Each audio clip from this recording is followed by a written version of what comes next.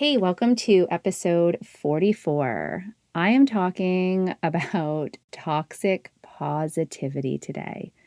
If you don't know what it is, we're going to dive into that. And I want to share how I believe toxic positivity is leading to negative self-talk. All right, let's dive in. Welcome to the Health, Life, and More for Women podcast with certified life coach, mom of four, and just all-around lover of all things 80s, your host, Jennifer D'Amato. Buckle in. Let's get started. Well, hello there, ladies. We are talking about a topic that has me on fire lately. I can't even believe it's taken me so long to get this episode out to you because this topic has me just reeling lately. Now, let me give you a little background. I am probably the most positive person I know. I mean, honestly, it's just within my being. I've always been that way as long as I can remember. I was labeled an optimist pretty early in life. I've always liked to see the silver lining. I am a happy person. I smile a lot. I've actually been verbally accosted for smiling too much. It happened a couple years ago. And I don't know, I do believe that it's a great way to approach life. However, toxic positivity is something entirely different. Toxic positivity, if you're not familiar with it, if you haven't heard this term, it's the idea that you're happy no matter what, that you portray this image of positivity no matter the circumstances. You just choose joy. I believe it even goes so far that you deny other emotions. You minimize what you're really feeling. Just be happy. Just choose happiness. Just choose joy. The truth is, that's not how we were created to be as humans. We actually are created to experience the entire emotional spectrum. Sometimes we might be angry. Sometimes we might feel sad, jealous, resentful, all genuine, real emotions.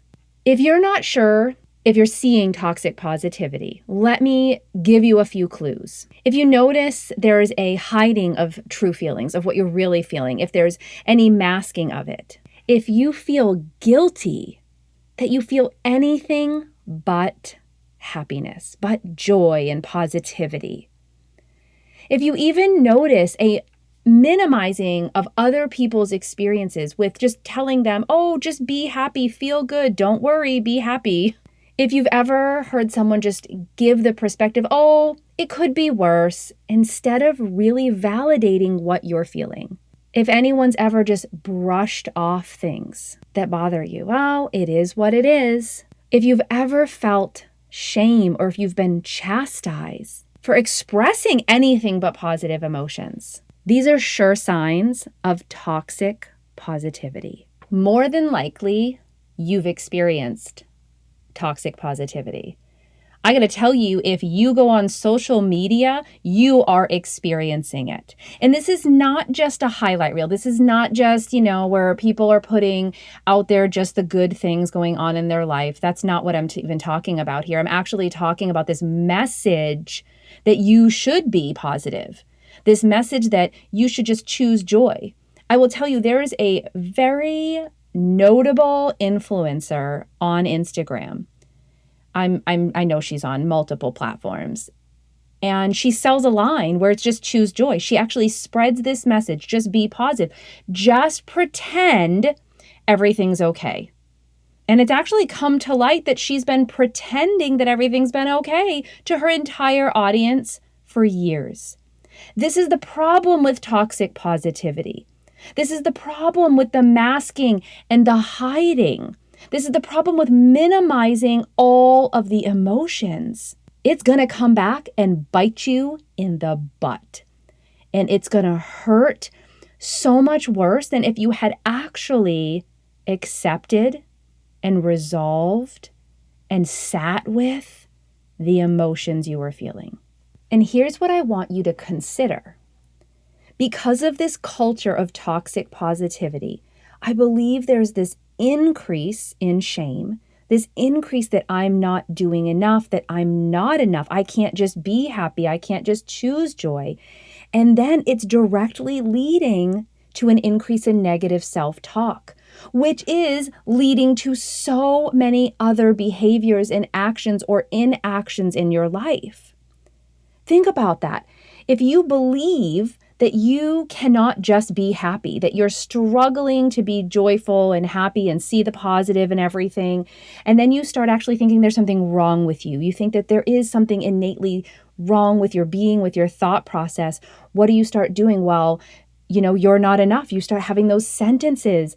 You have no self-control. You can't be happy. And these negative thoughts lead to the direct actions that we're taking, or inactions, as it were. Maybe you're not stretching yourself. Maybe you're so now afraid to fail, you don't even try anymore. I want to tell you right here, right now, there's nothing wrong with you if you're not positive all the time. There's nothing wrong with you that you allow yourself to be present for every emotion, that you feel deeply into the situation that you're in, good, bad, ugly. There's nothing wrong with that. That's how you're supposed to show up. That is the healthy way to show up. And it's not healthy to be positive all the time. That's just not realistic. And most likely you're living in a denial. You're living in this masking and pretending. So what do you do now? I have some things you can easily implement today. Maybe you struggle with failure because failure feels like a negative thing. What if your sentence instead was, failure's part of my growth and my success? Or I learn when I fail. I learn from failure. These are some that I have repeated to myself. What if instead of just saying, don't think about the current situation, just be positive, instead you actually describe what you're feeling? Maybe you journal it, you write it down. Maybe you have someone who can listen, whether it's a close friend, a loved one, or a coach. What if instead of telling people, oh, everything's just going to work out in the end, you can acknowledge for them that this is hard, what they're going through. Let them know you're thinking of them, that it's okay that you don't know how the end will be. Instead of telling people, hey, positive vibes only, how about you just tell them you're here for them, whether it's good or bad? What if you let people know, I see you, I'm here? Oh my gosh, I have to share this with you. I had a mantra years ago, embrace the suck. What if you embraced the suck? I mean, talk about suck. 2020, that's the word. If I have to put a word on it right now, it's kind of feeling suck. What if we said, this does suck. I'm sorry, but it sucks. What if we just acknowledge it instead of telling people, well, it could be worse. No, it sucks. What if it just does? What if it just sucks and we want to just acknowledge it? Embrace the suck. What if we showed up authentically in our emotions? I'm not saying we go out and act like a bunch of lunatics because we're angry, that we retaliate on people because we're hurt. But I'm saying we allow ourselves to be with our emotions and that all emotions are welcome.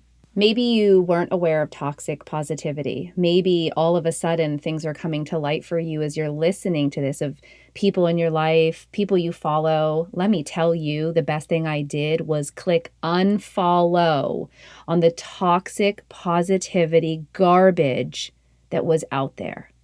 The best thing I did was to do that. I want to be real. I want to be authentic. It might not be pretty. It might be an absolute freaking mess, but that's life. That's life. We don't always know how things are going to go. We don't know if the next thing we do is going to completely fail. But you know what? That's life. That's how it goes. And what if we actually show up for the whole spectrum? What if we show up for everything life has to offer? Now, like I said at the beginning, anyone who knows me, they know I'm a happy person. I know I'm a happy person. Can you find me smiling most days? Yeah, but it's authentic. I'm going to tell you right now, I'm not smiling if there's no reason for me to smile. I'm not just choosing joy to overcome a bad situation. I'm not just thinking positive thoughts when life feels terrible. It's real. And I want to show up for all of it. I want to show up for the days that are worth a smile and joy just exuding out of every part of my being. And I want to cry and be vulnerable and show you what living authentically can really do. Remember that toxic positivity is leading to shame and negative self-talk. So maybe if you've done the exercise that I shared with you on episode 36, and you looked at those sentences that you are saying to yourself about yourself, how many of them are produced from this toxic positivity, from you feeling like you're not enough, or you can't handle your emotions, or that you're not a positive person? How much of that negative self-talk that you say to yourself is really not created from things you've ever said to yourself, but what has been said to you about yourself? And you've internalized it to believe that it's something to be true about you. This is one of the greatest problems with toxic positivity. It's creating a belief that something's wrong when we believe and feel and experience all other emotions other than the positive ones. I'm telling you, it's happening out there. And I'm hoping that by hearing this, your eyes and ears will be open to it.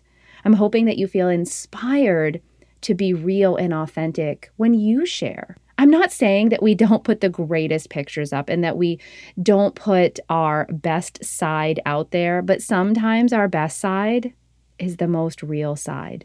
It's the one that has bumps and bruises. It's the one experiencing pain and suffering. It's the one that just triumphed over a failure. And ladies, I'm here to tell you sometimes the best thing you can do is click unfollow. All right, until next time.